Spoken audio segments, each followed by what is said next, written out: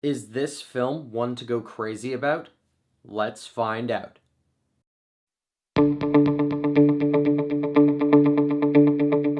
Hello Fanatics, I'm Dylan Phillips and this is the Film Fanatic Review bringing you Tulip Fever, starring Alicia Vikander, Dane DeHaan, and Christoph Waltz.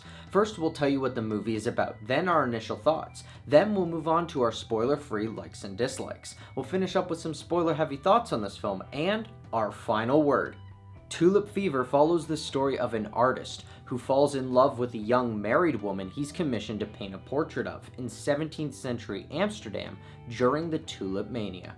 Overall, this film is bearable. It's the poor man's Romeo and Juliet, but it doesn't have much going for it. You think that a film that is delayed as long as this one has would be a little bit more polished. For what I liked about this film, let's start off with the cast. The cast does a great job in their individual roles, particularly the top billed cast and Judi Dench. Aside from the cast, this film has a great premise and setting, as its main focus is not one that we've seen in very many big Hollywood films. But that's where the good ends, as this film has a lot wrong with it. While the cast perform well individually, there's no real chemistry between them, which doesn't really help in a romance movie as it fizzles out before it even begins. On top of that, there's the miscasting of Zach Galifianakis, who sticks out like a sore thumb in this film.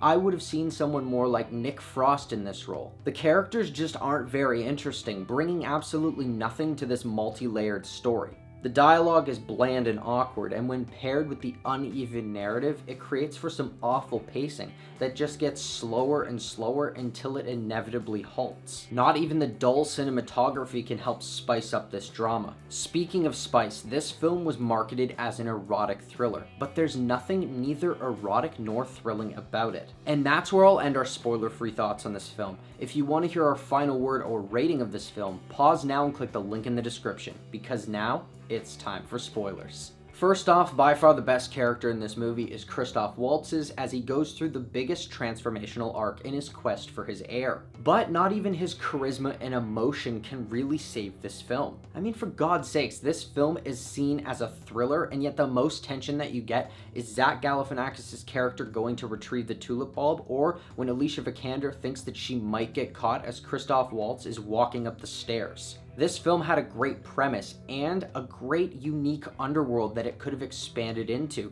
but instead it decided to focus on an underdeveloped romantic web between its characters. So, with the thoughts heard, here's our final word.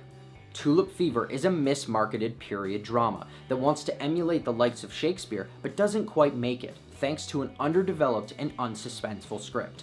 While some performances are decent, there is nothing to go crazy about. This film really disappointed me because I love period dramas, and it had such a unique setting that it could have utilized, but instead it wasted. So I'm gonna give Tulip Fever a 3.5.